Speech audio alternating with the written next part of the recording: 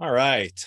Aloha, one and all adepts and initiates. Kilamatengan here. It is day 15 of Materializing Wealth. Again, a little bit off because I had some things happen over the last couple of days that kind of skewed and, well, I don't want to say screwed the flow, but it did actually alter things in a certain way.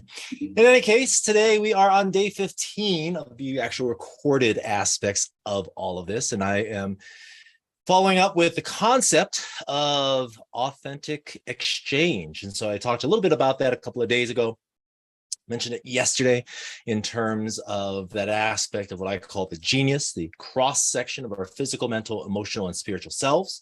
And when we come into that place of true value, and the value just really flowing from the natural state of our own beingness, it's something that really is pretty powerful, pretty stupendous, and can be of service, not just to ourselves, to me, in terms of my own personal genius, also in being able to support others as well. And so I want to talk a little bit more about that, because this concept of this unfolding of genius, effectively our purpose, legacy, more or less our calling, and collective, the ecological systems that we're a part of, is a really interesting to explore.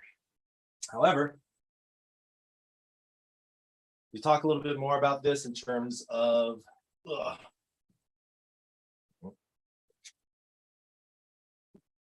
our authentic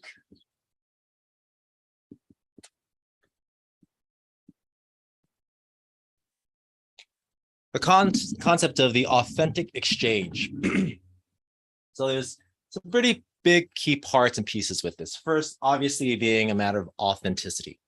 When we look at this concept of, again, genius, it's a really interesting concept, because previously in Roman times, the concept of genius was as a guardian spirit. It was something that each and every person had, and this spirit actually taught us. It was sort of our metaphysical tutor. And so when I think of it in more contemporary times, the concept of a higher self or interdimensional identity or what have you, this place of authenticity, of a deep intrapersonal relationship, is really key, because how we are internally, right? If this is my relationship to myself, is going to affect everything that relates to the world around me. To here, in terms of my own social circle, my inner circle,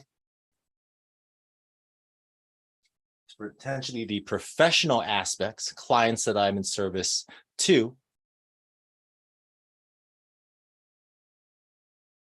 the broader sphere of relating, which is the community members that I'm in service with, and even into that other aspect of effectively the very environment that I live in. In Hawaiian, we talk about the concept of mana, this spiritual energy, and how that can affect the aina, the land that I dwell upon, not just the place that I live, because there's a difference there. We can stay at a place and have absolutely no relationship to it.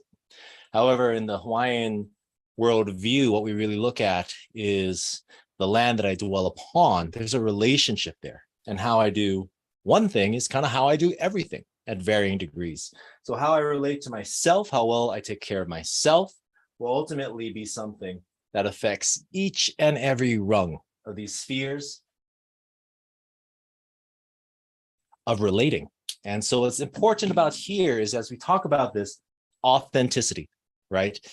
The level of relating that I have with myself, how deeply I am connected to me, will ultimately affect everything from the people that I am with, the clients that I'm in service to, the community members I'm in service with, and then even the environment that I live in. And so as we look at this first part of it, kind of breaking it into pieces, authenticity is something that we really want to look at, to focus and to foster, because when I'm able to really relate to myself in a deep, real, and relevant way, that's something that I can take to my children, to friends and family, to everyone that I'm connected with and to, and leads into this concept here of what is that exchange? Because it's not just a matter of give, right? Because if I were to have a full, pitcher of water, if I continue to give and I don't allow myself to receive, by the end of the day, I'm empty. right? And so whether we're talking about how much to charge for a service, whether we're talking about just the level of relating with friends and family, whether we're talking about even the environment that we live in, right? So I live on Hula, Maui. And so this is a beautiful town. I am the steward effectively of an acre of land. It was my passed from my grandfather on through the family.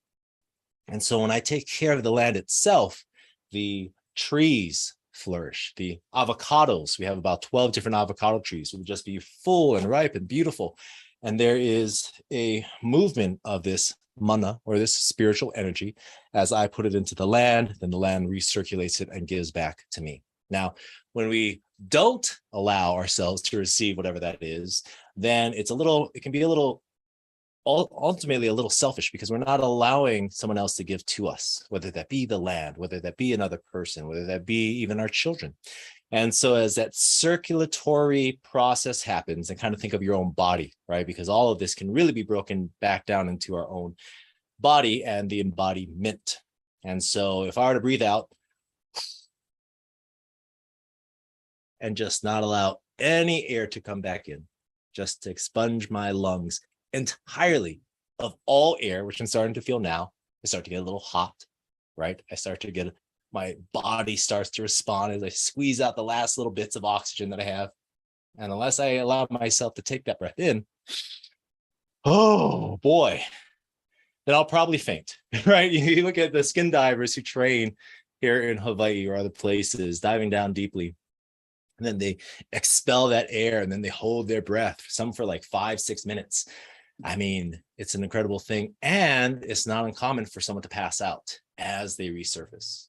And so this process of expelling and allowing, of giving and receiving, is very important, because the exchange portion is incredibly important. And now where this really comes to a head is, as one of my mentors, Uncle Kono Shim, would talk about in Just Connection, is that we can have sort of levels and layers, a spectrum, if you will. Now, in today's day and age, right? For example, if you go into a coffee shop and order coffee, and then you just wait for your coffee, pick it up, and you leave, right? That's transactional, right? On the other side is going into the coffee shop, same coffee shop, rather than just treating the person in front of me as someone to facilitate a purchase, I actually engage in conversation. And not to just engage in conversation, which is just, me talking.